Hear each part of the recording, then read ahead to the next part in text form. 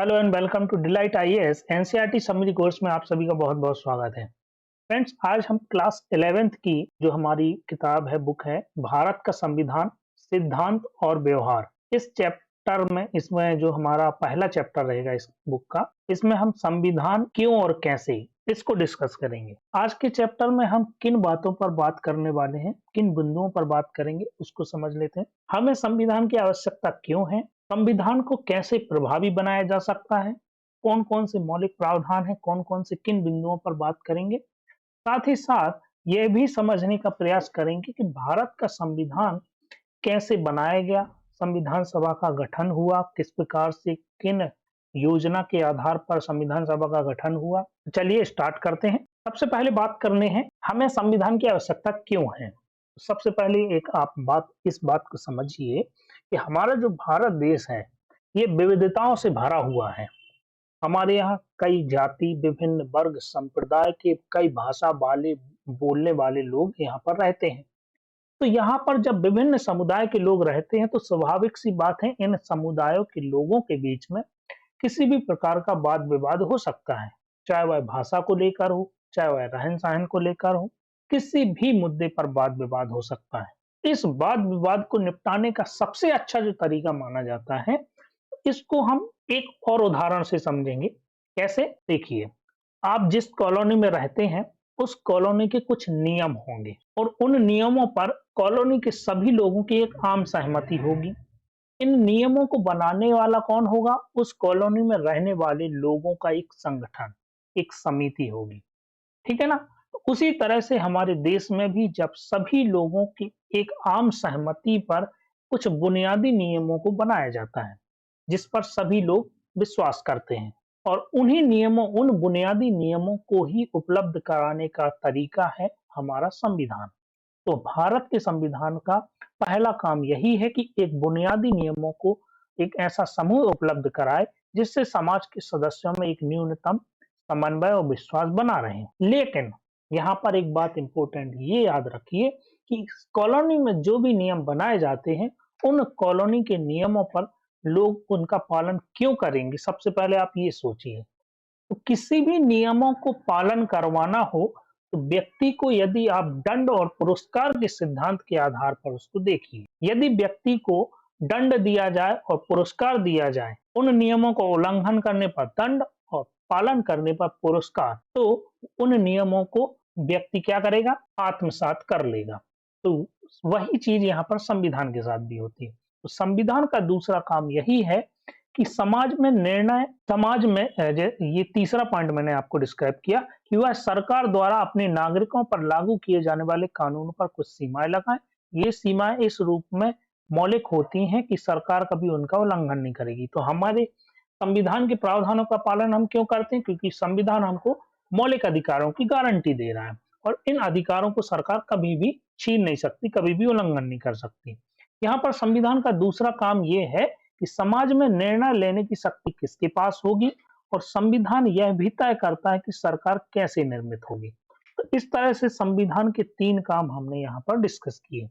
अगला यहाँ पर संविधान का जो काम है क्या है कि वह सरकार को ऐसी क्षमता प्रदान करे जिससे वह जनता की आकांक्षाओं को पूरा कर सके और एक न्यायपूर्ण समाज की स्थापना के लिए उचित परिस्थितियों का निर्माण कर सके। यहाँ पर समझिए बात को, आप जिस कॉलोनी में रहते हैं उसकी कॉलोनी में जो रहने वाले लोग होंगे उनकी कुछ आकांक्षाएं और अपेक्षाएं होंगी। जैसे कॉलोनी में पार्क मेंटेन होना चाहिए, साफ सफाई मेंटेन होना चाहिए। तो यदि कॉलोनी में ये सब सुविधाएं यदि नहीं मिलती हैं तो उसकी शिकायत किसको करेंगे? उस कॉलोनी की समिति से करेंगे। या लिफ्ट काम नहीं कर रही तो कॉलोनी की समिति को बताया जाएगा, संगठन को बताया जाएगा। उसी तरह यदि जनता की अपेक्षाओं को पूरा करना है तो जिस तरह कॉलोनी की समिति को कुछ शक्तियां प्राप्त हैं, उसी तरह हमें सरकार को भी ऐसी शक्तियां प्रदान करनी होंगी ताकि वह जनता की आकांक्षाओं को पूरा कर सके और एक न्यायपूर्ण समाज की स्थापना के लिए उचित परिस्थिति का निर्माण कर सके। संविधान किसी भी समाज की बुनियादी पहचान भी होता है। इसका अर्थ है कि संविधान के माध्यम से ही किसी समाज की एक सामूहिक इकाई के रूप में पहचान होती है। जैसे भारत के बारे में कहा जाता है कि यहाँ पर क्या है? संसदीय प्रणाली है। अब संसदीय प्रणाली है, यह कैसे पता चला? संविधान से पता चला। अमेरिका में जैसे राष्ट्रपति शासन है, राष्ट्रपति प्रणाली है, अमेरिका में राष्ट्रपति शासन पद्धति है, इसको पता कैसे चला ये संविधान, अमेरिका के संविधान से पता चला। तो बुनियादी पहचान जो है हमारी बताता है संविधान। इस सामूहिक पहचान को बनाने के लिए हमें इस संबंध में कुछ बुनियादी नियमों पर सहमत होना पड़ता है कि हम पर शासन कैसे होगा और शासितों में कौन-कौन से लोग होंगे। अगला इसमें पॉइंट है, संविधान हमें नैतिक पहचान भी देता है। ठीक है? तो यहाँ पर हमने समझा कि संविधान की आवश्यकता क्यों है। लेकिन संविधान के बारे में हमको 3 प्रश्न और करना चाहिए। क्या? संविधान क्या है? पहले इस प्रश्न को समझते हैं। संविधान क्या है? तो संविधान एक लिखित दस्तावेज के रूप में होता है जिसमें राज्य के बारे में कई प्रावधान होते हैं। यह प्रावधान हमें बताते हैं कि राज्य का गठन कैसे होगा और वह किन सिद्धांतों का पालन करेगा। अब यहाँ पर बात, आपके दिमाग में एक प्रश्न उठना चाहिए यहीं पर कि क्या केवल संविधान लिखित ही होता है?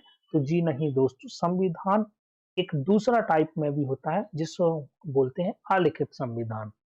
अलिखित संविधान का मतलब होता है कि किसी भी देश में जो भी निर्णय लिए जाएंगे, जो भी नियम बनाए जाएंगे, उनकी एक लंबी श्रृंखला होगी और जब भी कोई नया नियम या निर्णय लिया जाएगा तो उन लंबी श्रृंखला में उसको लगा दिया जाएगा उसके क्रमानुसार। तो इस तरह से जो लंबी श्रृंखला बनती है उसे ही सामूहिक रूप से वहां का संविधान कहा जाता है। तो इस तरह का कोई ऐसा देश जो आपको ध्यान में आ रहा हो, तो उसका उदाहरण हमारे पास क्या है? इंग्लैंड है। इंग्लैंड का जो संविधान है वह क्या है? अलिखित। ठीक है? अब यहाँ पर दूसरा क्वेश्चन उठता है, संविधान कितना प्रभावी है? और तीसरा प्रश्न यहाँ पर है, क्या संविधान न्यायपूर्ण है? तो संविधान कितना प्रभावी है उसको समझने के लिए कुछ बिंदुआं हैं पर अपन बात करेंगे। जैसे संविधान को प्रचलन में लाने का तरीका क्या है? संविधान को प्रचलन में लाने का तरीके के आधार पर हम यहाँ पर देखें तो यदि संविधान का निर्माण उन लोगों द्वारा किया गया है जिन पर जनता का विश्वास हो, यदि जनता उन लोगों पर विश्वास करती है तो उन लोगों द्वारा बनाया गया संविधान सबसे ज्यादा प्रभावी माना जाएगा। यदि यहाँ पर अनेक देशों में देखा जाता है कि संविधान निष्प्रभावी हो जाते हैं, क्यों? क्योंकि वहां पर वे सैनिक शासकों या ऐसे अलोकप्रिय नेताओं के द्वारा बनाए जाते हैं जिनके पास लोगों को अपने साथ लेकर चलने की क्षमता नहीं होती है। तो जब संविधान निर्माताओं पर जनता का विश्वास नहीं होगा तो वह संविधान प्रभावी नहीं माना जाएगा। दूसरा, संविधान में कुछ ऐसे मौलिक प्रावधान होने चाहिए, उन मौलिक प्रावधानों के कारण ही जनता संविधान के प्रावधानों का आदर करेगी। इसको मैंने पहले भी डिस्कस किया है। जैसे संविधान ने भारतीय नागरिकों को कुछ मौलिक अधिकार प्रदान किए हैं और गारंटी प्रदान की गई है कि इन मौलिक अधिकारों को सरकार किसी भी परिस्थिति में नहीं छीन सकती, अपवादों को छोड़कर। ठीक है? तो जब ये नागरिकों को मौलिक अधिकार प्रदान किए, इसी वजह से हम नागरिकों के रूप में भारत के संविधान का आदर करते हैं, उसको मानते हैं, उसके प्रावधानों का सम्मान करते हैं। ठीक है? तो इसीलिए भारत का संविधान प्रभावी है। तो मौलिक प्रावधान ही भारतीय संविधान को प्रभावी बनाते हैं। इसमें प्रभावी बनाने के लिए और कौन से पॉइंट हैं? तो संतुलित रूपरेखा होनी चाहिए संस्थाओं के बीच में। कैसे? शासन के 3 अंग हैं, कार्यपालिका, विधायिका और न्यायपालिका।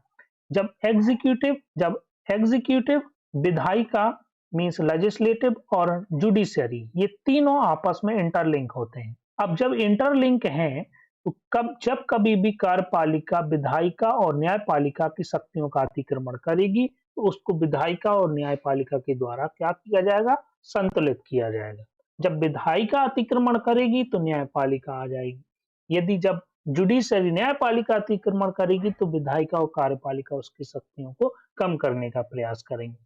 तो इस तरह से जब तीनों अंगों के बीच में एक संतुलित रूपरेखा का निर्माण किया जाता है तो उससे क्या होता है? संविधान बहुत ज्यादा प्रभावी हो जाता है। इसीलिए शासन की शक्तियों को संस्थाओं में बांट दिया जाता है और इस तरह से बाध्यकारी मूल्य और नियमों प्रक्रियाओं के साथ अपनी कार्य प्रणाली में लचीलापन भी जरूरी है।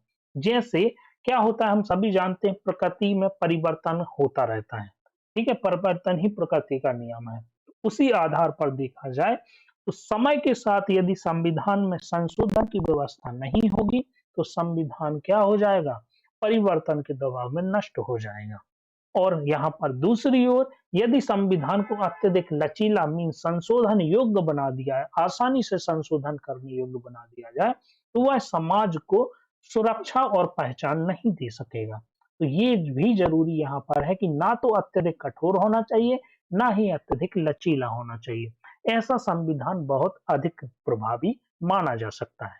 ठीक है, अब हम बात करेंगे विभिन्न देशों से जो हमारे भारतीय संविधान में प्रावधान लिए गए हैं उनके बारे में। ब्रिटिश संविधान से कौन-कौन से प्रावधान लिए गए हैं? जैसे सबसे पहला है सर्वाधिक मत के आधार पर चुनाव में जीत का फैसला होगा।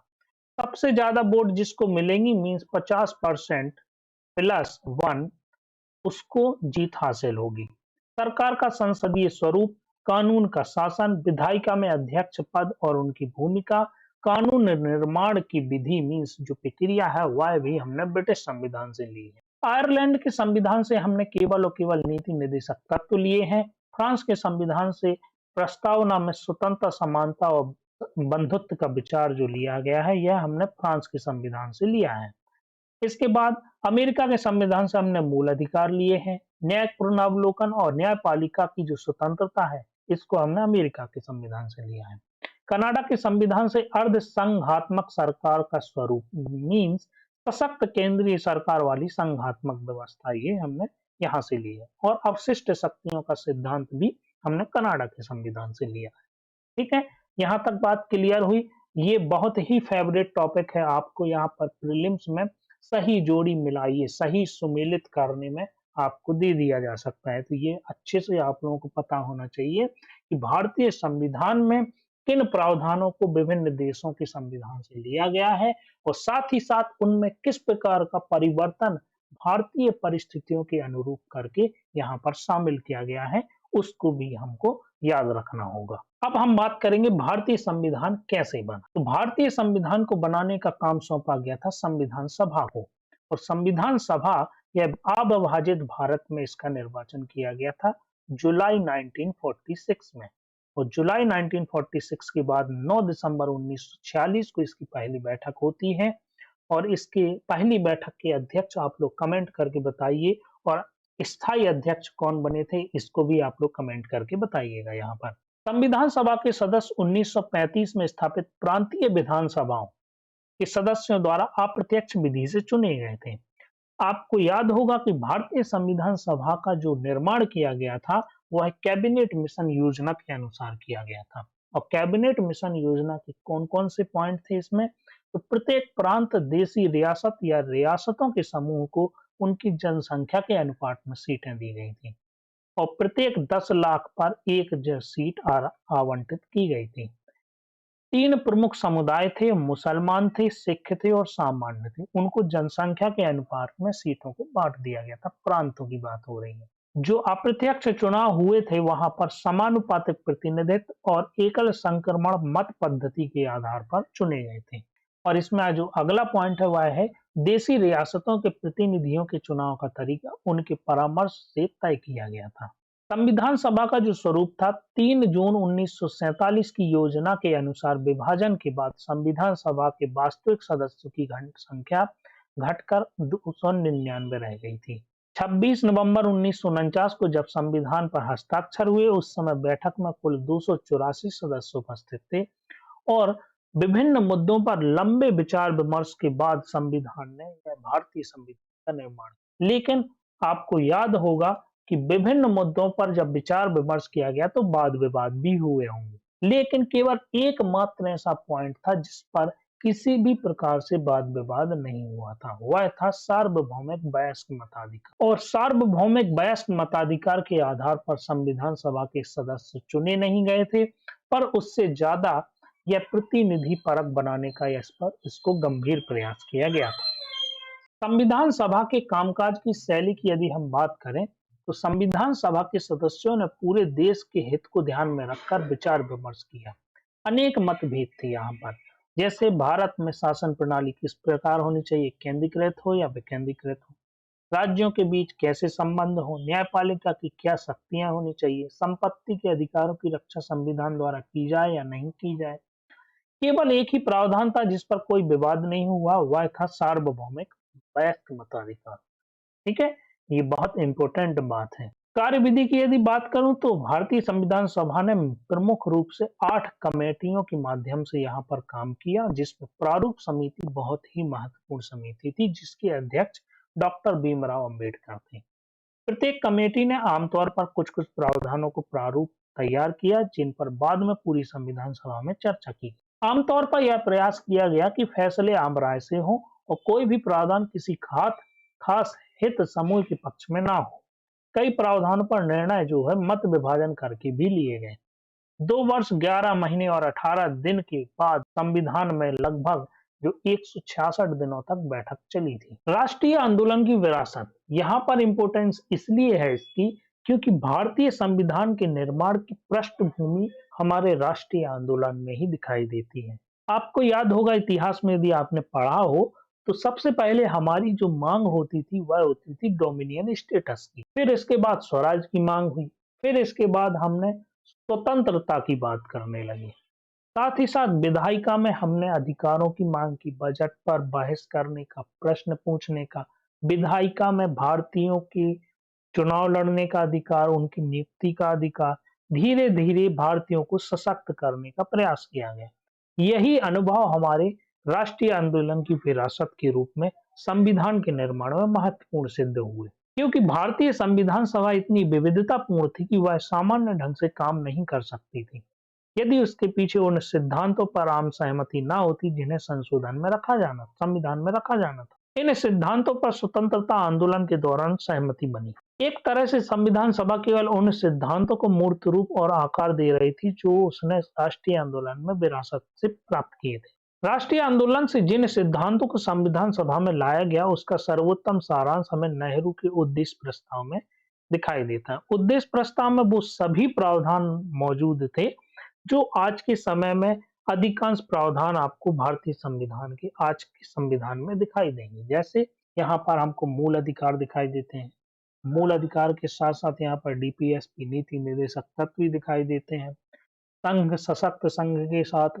संघात्मक व्यवस्था, राष्ट्रपति शासन, आपातकालीन प्रावधान, ये सारी चीजें आपको उद्देश्य प्रस्ताव में नजर आएंगी। कंक्लूजन में यही है कि भारतीय संविधान निर्माताओं की बुद्धिमत्ता और दूरदृष्टि का परिणाम है भारतीय संविधान। वे देश को एक ऐसा संविधान दे सके जिसमें जनता द्वारा मान्य आधारभूत मूल्यों और सर्वोच्च आकांक्षाओं को स्थान दिया गया। यही वह कारण है जिसकी वजह से इतनी जटिलता से बनाया गया संविधान न केवल अस्तित्व में है बल्कि एक जीवंत सच्चाई भी है।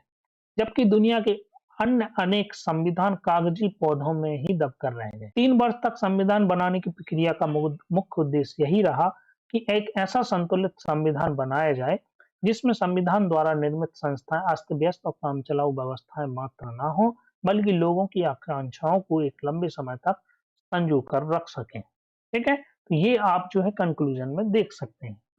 आज हमने जो बात की हमारा भारतीय संविधान का निर्माण किस तरह से हुआ, इससे पहले हमने बात की थी संविधान की आवश्यकता ही क्यों है और एक संविधान को प्रभावी संविधान कैसे बनाया जा सकता है, उन बिंदुओं पर भी बात मैंने की थी। ठीक है, तो आज के लिए इतना ही है। अगर आप लोगों को यह वीडियो की पीडीएफ चाहिए है तो आप लोग डिलाइट आईएएस के टेलीग्राम चैनल को ज्वाइन कीजिए और आप लोगों को ये वीडियो पसंद आ रहे हैं तो आप लोग डिलाइट आईएएस के यूट्यूब चैनल को सब्सक्राइब कीजिए, वीडियो को लाइक कीजिए और शेयर भी कीजिए।